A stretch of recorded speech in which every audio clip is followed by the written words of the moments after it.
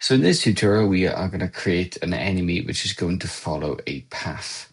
Now, to do this, we have got our enemy here, which I've just named enemy path. I'm just going to remove any code that we've got in here because I just cloned it from another enemy. And what we're going to do is we are then going to effectively get it to follow a path. So I'm on my enemy layer here, and I'm going to drag my enemy there. And what we're going to do is just draw a very quick path. So to do this, I am going to add in a new path layer. So to do this, I'm going to click on create new layer, and we're going to call this path. I'm going to just rename this one to enemy path. And I then am going to add in a new path here. Now you'll notice it's got no path selected. So I'm going to click on this here, new path, and you can see it's come up here, path 1. So we're going to say level 1 path.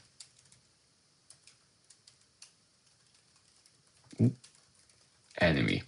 Okay, so I could start drawing it on here, but it's a little bit confusing. So I'm just going to click back on my room. And what I'm going to do is I'm going to start clicking in the middle of where my enemy is. And we're just going to start clicking over around some objects. Now, as I do this, you might be able to see there's effectively a little path, a little red line, which has been drawn. Now, the reason it's red is because that's the color it was set as.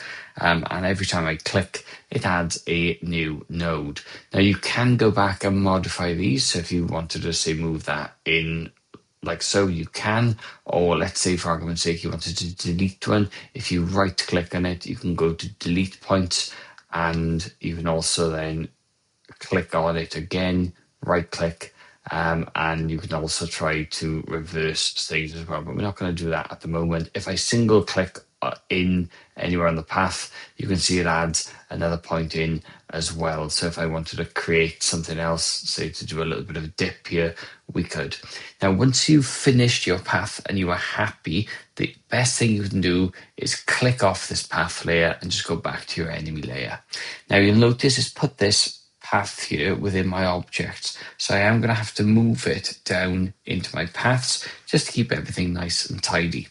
Now, by default, nothing's actually going to happen with this path because we haven't told the enemy to follow it. So what we're going to do is I'm going to open this special enemy here, enemy path, double click it, and then we're going to say add event, create, and then we're going to tell it to follow a path. Now, if I scroll down on the side here, you will see one of these options is to follow a path. And I think I might have just gone past it. So I'm just going to use the search here to look for path. And it is under the category there of paths. As you can see there, I got follow path. So we've got there path. Which path are we going to use? So I'm going to use the asset picker to choose a path, which is that one there. As you can see, we can set speed here. So at this moment, the speed set to 1. So let's set it to 3. And you can see there you've got on end, path, action, underscore stop. So if we just play this now, what's going to happen is the enemy's going to start moving and just going to start following that path that we've just created.